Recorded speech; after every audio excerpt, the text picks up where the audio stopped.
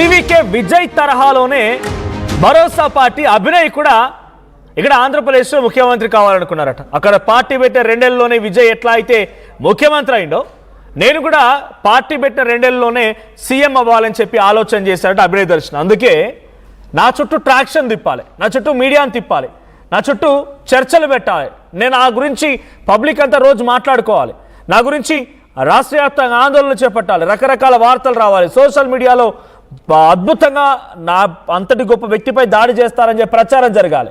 So తమిళనాడులో విజయ్ తరహాలోనే అభినయ్ కూడా ఏపీలో షార్ట్ టైంలో అక్కడైనా ఒక సినిమా స్టారు అభినయ్కి విజయ్కి ఉన్న పోలిక. మీరు చెప్పండి విజయ్ అభిమానులు, ఈ మాట విన్న తర్వాత మీకు ఏమనిపిస్తోంది? అభినయ్ విజయ్తో పోల్చుకున్నాడంటే ఎట్లా కొట్టాలి, ఎట్లా శిక్షించాలి? విజయ్ ఎక్కడ, అభినయ్ ఎక్కడ? పనికి మాలిన మత విద్వేషాలు రెచ్చగొట్టే విధంగా మాట్లాడుతున్నటువంటి అభినయ్ ఎక్కడ? అందరూ నా వాళ్ళే అని చెప్పి సినిమాల్లో కానీ లేకపోతే సర్వీస్ ఓరియంటెడ్గా చాలా సింప్లిసిటీగా ఏమిట్లకి ఏం కాక ముగ్గురు పిఎల్ఎం పెట్టుకొని తిరిగిన అభినయ్ పాపం విజయ్ గతంలో ఎన్నికల ఓట్లు వేసినప్పుడు సైకిల్గా పోయింది ఆయన సామాన్యుల్లాగా. 2 ఏళ్లలోనే సీఎం అవ్వాలని టార్గెట్ పెట్టుకున్నాడు. అందుకే నేనెందుకు సీఎం కావద్దనే ఒక ఆలోచనతోనే తనపై తానే సుపారీ ఇచ్చుకొని తనపై తానే అటాక్ చేయించుకొని ఒక సింపతి క్రియేట్ చేసేందుకు ప్రయత్నం చేశాడు. కానీ ఇక్కడ మొత్తం బ్రేక్ అయింది. అయితే ఆ సింపతిలో నుంచి జనాల మద్దతు కూడా కట్టాలి. నేను నాపై గాయాలైపోయి ఆసుపత్రి బెడ్పై కొట్టుమిట్టాడుతూ ఉంటే మీరు బయట ఏం డ్రామాలు చేయాలి, ఎక్కడెక్కడ ఆందోళన చేపట్టాలి, ఎక్కడెక్కడ పాదయాత్రలు చేయాలి, కథనాల్లో ఏ రకంగా రాయించాలి, ఆ కథనాలు ఎట్లా ఉండాలి, అన్నీ పక్కాగా సినిమా స్టైల్లోనే ఉండాలి అని చెప్పి అభినయ్ స్కెచ్ వేశాడు. కొన్ని సినిమాల్లో కూడా అభినయ్ గత నటించాడు. నటాభినయాన్ని ఆ నటనని ఆయన ఇక్కడ కూడా చూపించాడు. కానీ పోలీసులు ఏటా పబ్లిక్ ఏటా చాలా అడ్డంగా బుక్ అయ్యాడు. నెట్వర్క్ లేని చోట తనపై దాడి చేయించేందుకు అభినయ్ ఒక వీడియో సీన్ క్రియేట్ చేయడం, దాడిని వీడియోలు సోషల్ మీడియాలో వైరల్ చేయడం, ఆ భార్యని వేధించినటువంటి వీడియోలు కూడా ఇప్పుడు వైరల్ అవుతూ ఉన్నాయి. సో భార్య పేరు మీద అప్పులు చేశారన్నట్టుగా అప్పులకు సంబంధించిన విషయాలు బయటపడుతూ ఉన్నాయి. ఆయన విలాసవంతమైన జీవితాల కోసం చేసిన స్టంట్స్ లీలలు మొత్తం ఒక్కొక్కటిగా బయటపడుతూ ఉన్నాయి. ఓ అమ్మాయితో వివాహేతర సంబంధం, 3 పెళ్లిళ్ళు చేసుకున్న విషయం, ఆయన అనుకున్నది ఒకటి, ప్రకృతి తలిచింది ఒకటి. సో మాట్లాడదాం ఇదే అంశానికి సంబంధించి. మనతో పాటుగా నీల్ రాజ్ గారు ఉన్నారు జూమ్ లైన్లో, నాటివ్ స్టూడియో అందుబాటులో ఉన్నారు జోసఫ్ గారు, మరి కాసేపట్లో మరికొంతమంది వెంకటరమణ గారు అండ్ సతీష్ గారు జాయిన్ అవుతారు.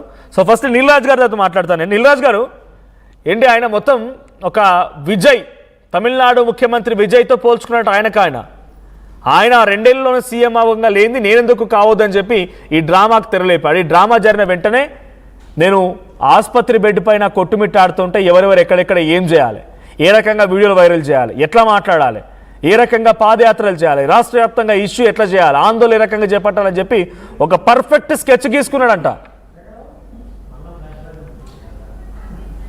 నీల్ రాజ్ గారు. అన్నా నమస్తే అన్న. నమస్తే. అయితే ఆయనకైనా తమిళనాడు విజయ్ గారితో పోల్చుకున్నారంటే చాలా తక్కువగా పోల్చుకున్నాడు అనిపిస్తుంది. ఆయన పోల్చుకునేది ఏంటంటే మోడీ గారితోని రాహుల్ గాంధీ గారితోని పోల్చుకుంటే ఇంకా బాగుండేదేమో అనుకుంటా. సో నిజానికి దురాశ దుఃఖానికి చేటన్నట్టులే ఆయన తవ్వుకున్న గోతిలోనే ఆయన పడ్డాడు. ఏమో చెప్పలేం, అట్లాంటి ఊహల్లో ఉండి మరి సింహము, గాయపడ్డ సింహము మళ్ళీ తిరిగి లేస్తుంది అని చెప్పేసి అంతకుముందు రోజు అంటే ఆ గాయం ఎదుటి వాళ్ళు చేస్తే ఇంకా తనంతట తానే చేసుకున్నాడు ఇక్కడ గాయం. అవునవును, ఆ గాయం అది కూడా అదేం గాయం గాని. సో ఇదంతా పెద్ద డ్రామా అని చెప్పేసి అందరికి అర్థమైపోయింది. ఇది ఇప్పుడే కాదు, నేను గతంలో 2021లో కూడా నేను ఈ డ్రామాని మొత్తం తెర మీదకి తీసుకొచ్చిన. కాకుంటే అప్పుడు నాకు ఇంత సపోర్ట్, మీడియా సపోర్ట్ లేక నేను అది ఇంకా బట్టబయలు కాలేదు. కానీ అయ్యగారి మీద పెడితే నా మీద విజయనగరంలో ఒక ఫేక్ కేసు 3వ భార్యతో కేసు పెట్టించడం జరిగింది. అక్కడ కూడా జస్ట్ ఆ పోలీస్ స్టేషన్ నుండి కేసు రాలేదు, ఒక ఫోన్ రాలేదు, ఏమి రాలేదు. కానీ ఎఫ్ఐఆర్ లో నీల్ రాజ్ అనే పేరు మాత్రం చూపించి, మరి ఆమె ఎన్జిఓ కాబట్టి అక్కడ పేరున్నది ఆ అమ్మాయికి. సో అలా నన్ను భయపెట్టియాలి, గొంతు నొక్కాలని చూశారు. చివరికి వాళ్ళ నాన్నగారు కూడా రే నీల్ రాజు నువ్వేమనుకుంటున్నావు, రారా, నువ్వు కడపలో గంటలు వచ్చేస్తావు, నువ్వు జైల్లో ఊసల్లో లెక్క పెడతావు అని చెప్పేసి కూడా వార్నింగ్లు ఇచ్చిండు ఆయన. సో ఇప్పుడు ఈ 4 సంవత్సరాల తర్వాత ఓపిక పట్టిన 4-5 సంవత్సరాల తర్వాత ఇలాంటి పుట్టగొడుగులా పుట్టుకొచ్చే వాళ్ళు చాలా మంది ఊహలు. ఇక్కడ క్వశ్చన్ ఏంటంటే ఇప్పుడు ఒక్క వ్యక్తి అయితే ఇంతలా చేయలేడు. ఆయన స్కెచ్ వేసుకోవడం, రాష్ట్ర వ్యాప్తంగా ఆందోళనలు చేయడము, పాదయాత్రలు చేయడం, తనకు సంబంధించి వీడియోలు వైరల్ చేయాలను, ఆసుపత్రి బెడ్ పై పడుకున్న సమయంలో తనని ఒక పెద్ద నాయకుడిగా బయట అభినయ్ కోసం నిరాహార దీక్ష, అభినయ్ కోసం బయట బలవన్మరణాలు, అభినయ్ కోసం చచ్చిపోతాం నినాదాలు, ఇంతలా ఒక్క వ్యక్తి అనేది సాధ్యం కాదు. ఎంత ఒక టీం ఉంటుంది, ఒక పెద్ద గూడు పుటాని ఉంటుంది. ఎవరుంటారు ఆయన వెనకాల ఇంత పెద్ద స్కెచ్ వేయడానికి? ఆయన వెనకాల ఇక నేనైతే అనుకోవట్లేదు. ఆయన అయితే పాస్టర్ కాదు. ఆయన అసలు ఇక మొన్న ఎస్పీ గారు కూడా చెప్పారంట ఆయన యాక్టర్, పాస్టర్ కూడా కాదని చెప్పేసి నిన్న కూడా మనం మాట్లాడుకున్నాము. ఆయన వెనకాల ఉన్నదంతా ఈ తాగుబోతు బ్యాచ్ 14-15 సంవత్సరాల పిల్లలే ఉన్నారంట. మరి వాళ్ళు తప్ప ఇంకెవ్వరు లేరు. మరి ఊహించుకున్నది అనుకున్నంత అయితే సినిమా అయితే లేదు, నేను చూసినంతలో అయితే. అంత గొడవలు చేసి ఇంకోటి మాత్రం లేదని నేను అనుకుంటున్నా. అంటే ఏ ధైర్యం మరి ఇంత ఆందోళన చేయాలి? ఆసుపత్రి బెడ్ పైన పడుకుంటే అదే సినిమాలో ఉంటుంది. జనరల్గా పొలిటికల్ సినిమాల్లో, రాజకీయ ఉన్నటువంటి సినిమాలలో ఆ నాయకుడు అక్కడ పడుకుంటే బయట ఆసుపత్రి బయట పెద్ద ఎత్తున జనాలు ఉంటే చేతులకు కాళ్ళకి పట్లు పెట్టుకొని వచ్చి ఒక్కసారి నమస్తే పెట్టిపోతా ఉంటారు ఆ సినిమాలలో. అభినయ్ ఆ స్థాయిలో ఎక్స్పెక్ట్ చేసిండు, అదంతా ఆ స్థాయిలో ఎక్స్పెక్ట్ చేసి ఆ స్థాయిలో స్కెచ్ గీసిండు. ఇదంతా ఎగ్జిక్యూట్ చేయాలంటే ఒక్కడితో అయితే కాదు.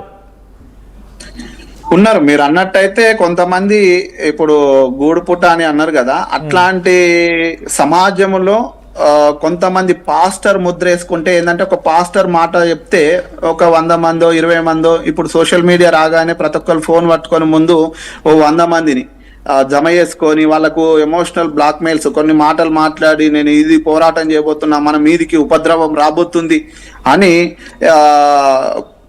కొందరిని రెచ్చగొట్టే ప్రసంగాలు చేసి వాళ్ళని వాట్సాప్లలో నెంబర్లు ఇచ్చుకొని వాళ్ళని ఒక గ్రూప్ గా తయారు చేసుకొని అక్కడక్కడ వీళ్ళు కూడా సాక్ష్యం లేని సంఘము, చర్చిలు కూడా ఉండే వీళ్ళకు.